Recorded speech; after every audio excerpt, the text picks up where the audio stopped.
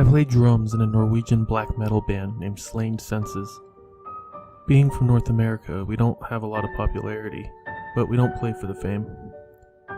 We do a lot of shows in our home state of Michigan. The largest crowd we've ever really had is about 20 people.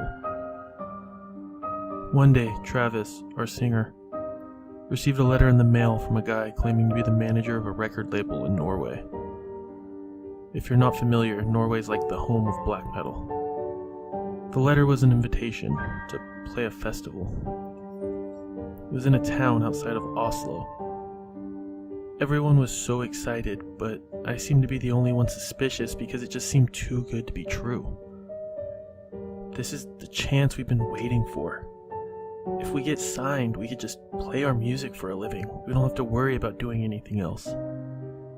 It didn't take too much pressure from the guys before I decided, alright, let's just go. We fly out the following week and arrive in Norway. Everything's just so beautiful. I've always heard about the winters in Norway, but it's definitely something you have to experience for yourself. We catch a ride with a beat-up van that took us to our hostel, where we met the man behind the letter. He tells us to just call him Arvid, and he tells us all about the festival. Arvid tells us he's putting a lot on the line because American bands are rarely accepted in these areas. We all felt a bit nervous, but decided not to squander the opportunity and put our best effort. The next day we wake up, get all of our equipment to the staging area. It's really small, like something we are used to. There are only like 3 other bands.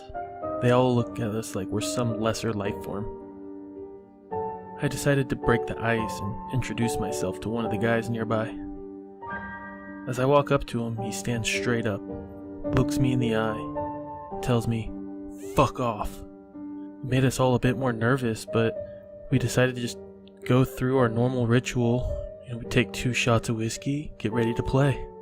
Just before it was our turn to play, I look out and see about 1,000 people standing in front of this rink-a-dink stage.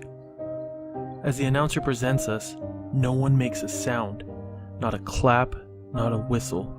Even their faces look bland.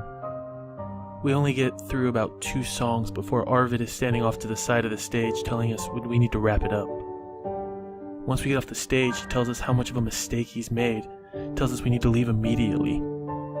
After all the commotion, we finally got some silence on our ride back to the hostel. When we get back, everyone's in a defeated mood.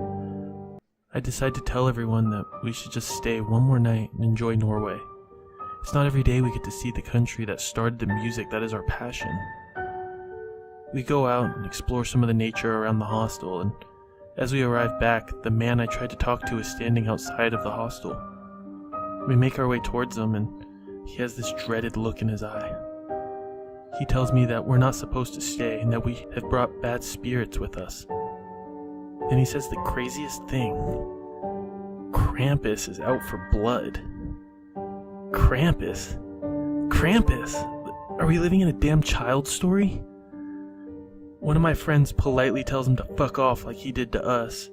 We then go to the backyard of the hostel, light a bonfire, crack open some Norwegian beer they sold at the festival. We all got pretty wasted and stumbled to our beds. That's when things went to shit. Myself and Travis were sleeping in one room while the 3 other guys are in another. I wake up to this ear-piercing scratching like nails on a glass. I go to turn on the light and of course, it doesn't work. I pull out my lighter and flick it on. As I'm walking down the hallway to check on the other guys, I notice that the door's locked. I can hear a faint sobbing on the other side. I try using my shoulder to open the door, but it's no use. But then I hear a click.